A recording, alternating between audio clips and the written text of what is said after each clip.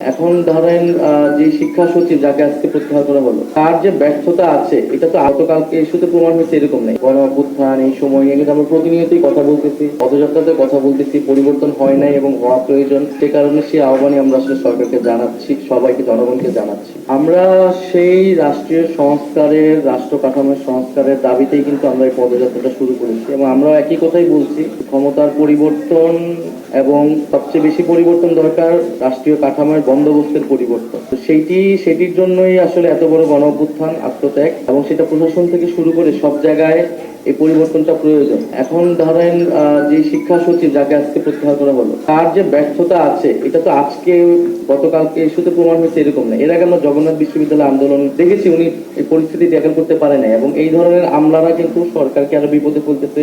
ওদের স্বপ্ন পূরণে পাশে থাকতে পেরে আমরা গর্বিত।